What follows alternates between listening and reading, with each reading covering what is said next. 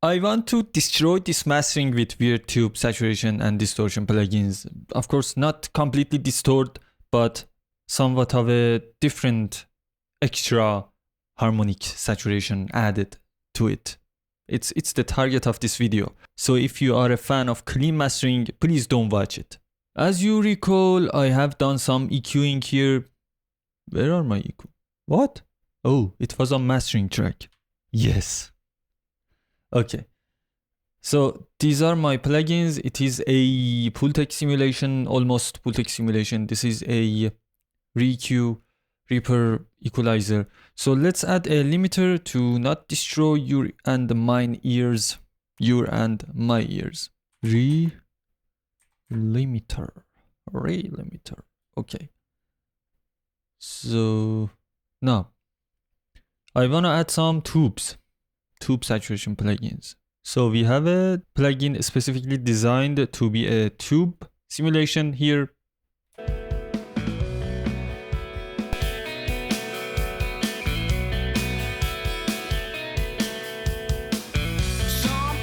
Let's go for the chorus.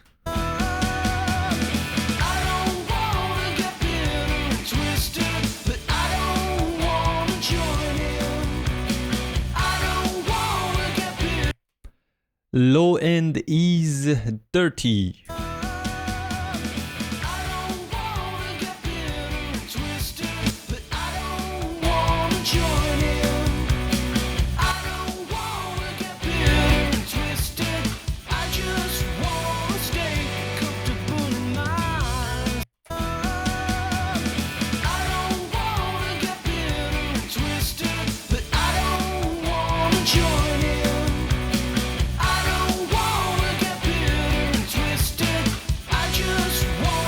It actually works great. 12A/7 works great on mastering. It's not completely destroying it. Actually, I'm not pushing this plugin.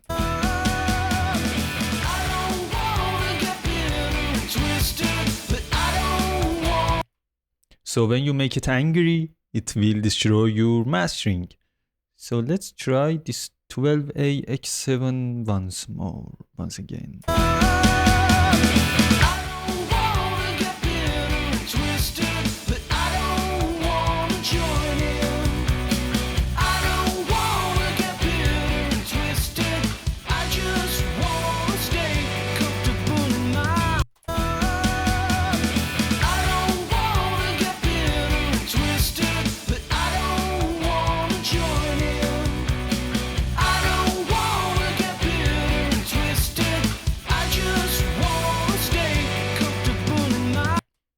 It does some good changes.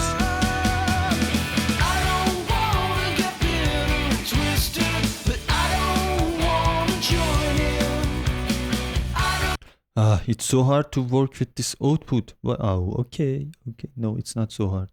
You should just point at the right position and then click.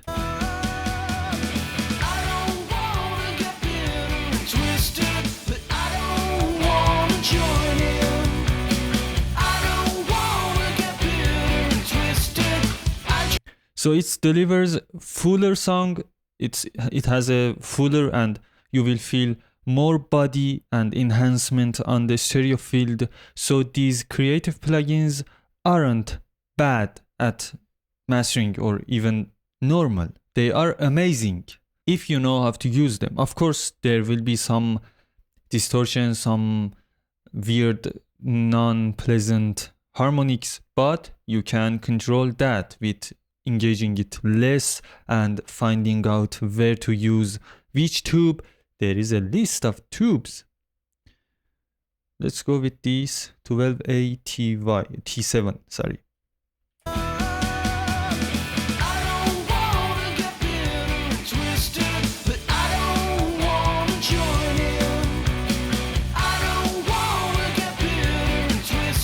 This will work amazing for a guitar bass.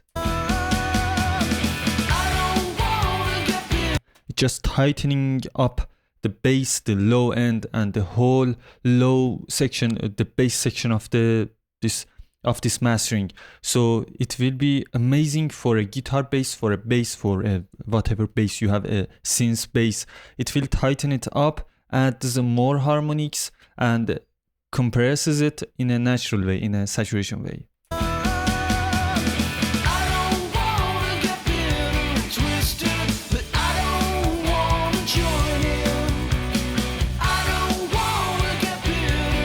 Do you feel that pressure? That is a natural compression happening on the mid and on the side mostly. So let's go for other one.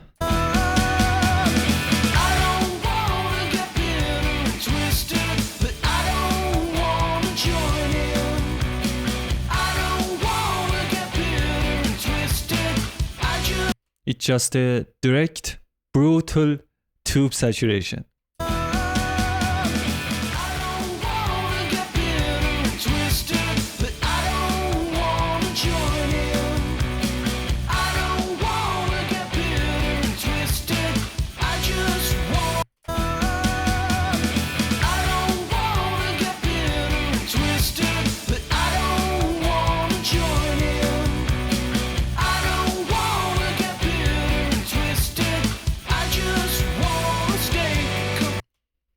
We lose some of higher frequencies, but there is more distinct on the mid and side audio field in this mastering, and it feels actually good, but there is some extra non-pleasant harmonics, as I said.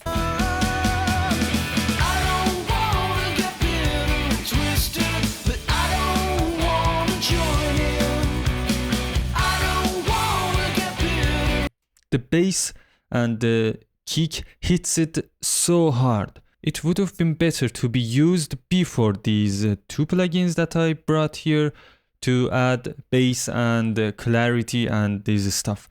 This tube would have worked better before these plugins, but I don't want to change the positions, the plugins, where they are and with which input volume they work. So I'm keeping them where they are and just manipulating this plugin. So EL34, okay.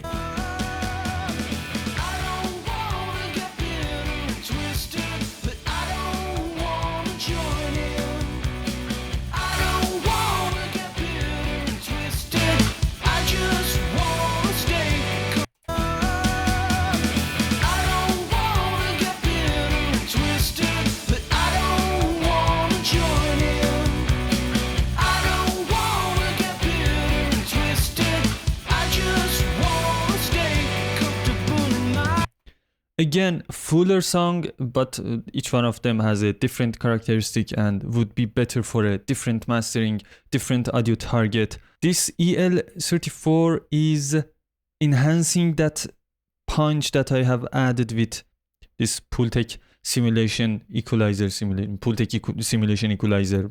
I messed up.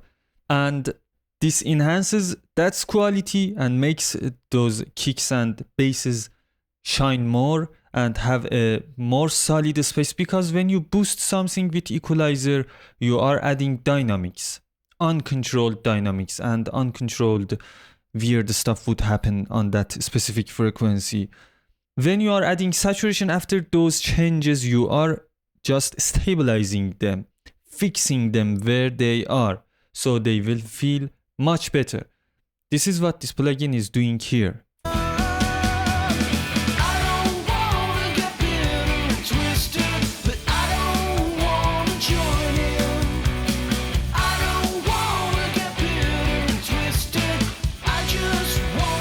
We are losing a lot of higher frequencies again, but that might not be an issue in some mix passes or even mastering processes. You could always add some higher frequencies. You may look at this as a DSR, I don't know, or a global higher frequency controller, whatever you might think. So EL84, okay. It would have been much better if there was something to gain stage them and keep them on a unity gain. Tubes are so different on output gain. Maybe a button here to match the input and output. Yes, they always work weird and you need to manipulate it yourself too, but it would have helped the comparison to be much easier. I don't know, maybe Hornet just listens and does what I said, and maybe they don't care. Who knows?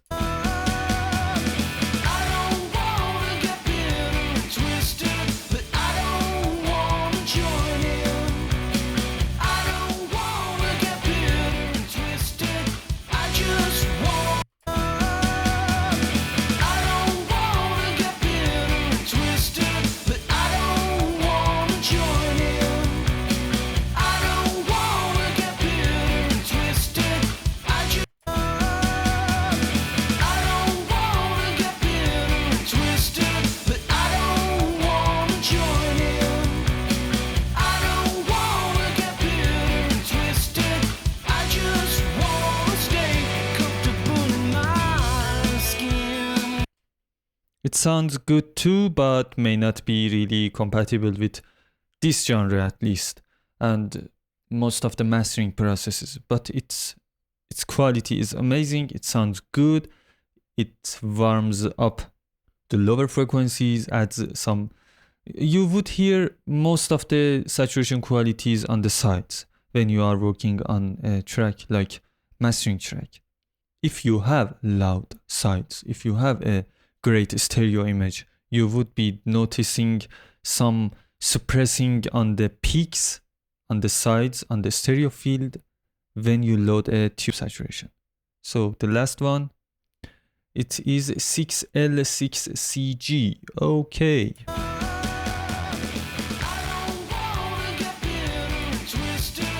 Yeah, we should start low.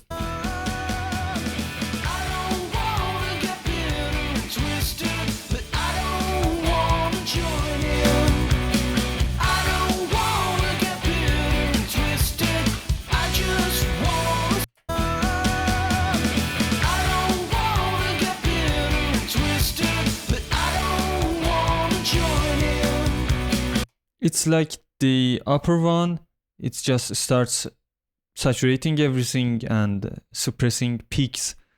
It is lovely, but may not be really good for mastering situations too. Of course, your input gain is a defining parameter, of course, but we have a good room here, don't we?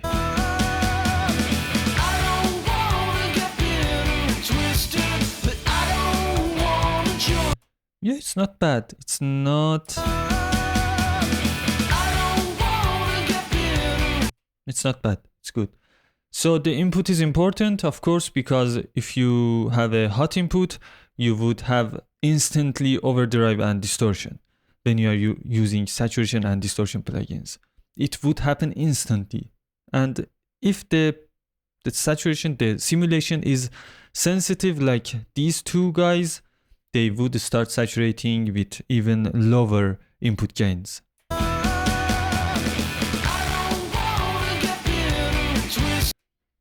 It would be so good for some mixing situations, like mixing a acoustic drum bass. If you are targeting a lo-fi mixing quality, or I don't know, adding some weird saturations or extreme saturations on some audio materials, this would be really very useful for those cases. But in a general use, you would have these upper ones. I don't recall right which ones I talked about are better for mastering, are easier to achieve better qualities, but you saw the video, so you know which one was it. There was a mode that was doing some dipping on high frequencies.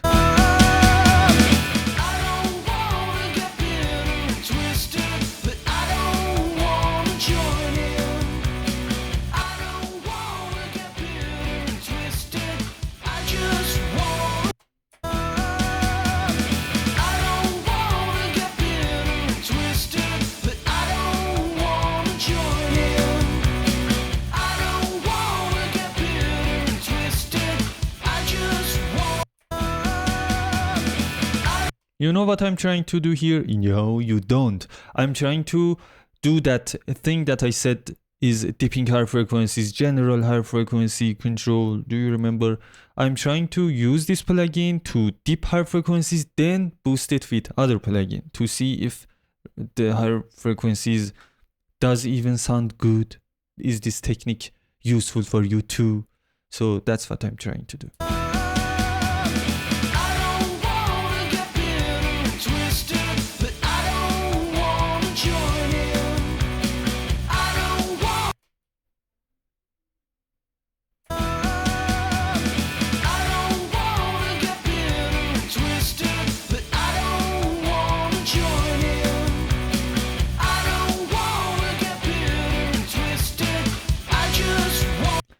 I don't think it was this one.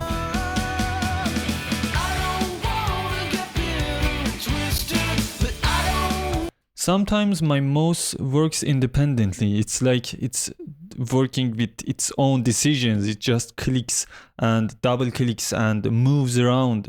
It's broken. It's really broken.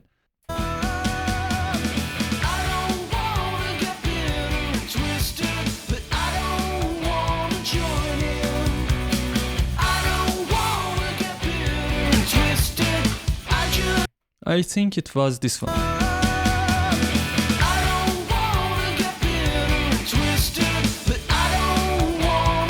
So we have a great control over these harsh frequencies and sibilances here, and we could boost around here.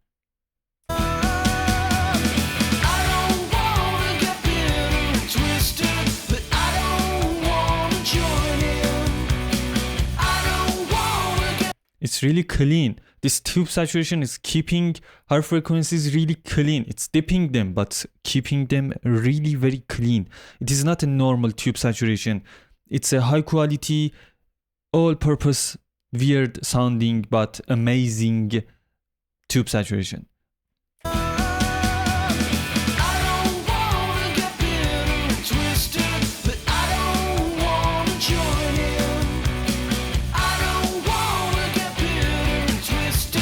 See, twisted. It is so clean. That's really good. Respect, big respect, Hornet. And these are free. These are free, my friends. These great plugins are free. Of course, there is a Valvola Pro version, if I recall right. I don't know. My brain doesn't work properly these days. But this one is free. It is obvious.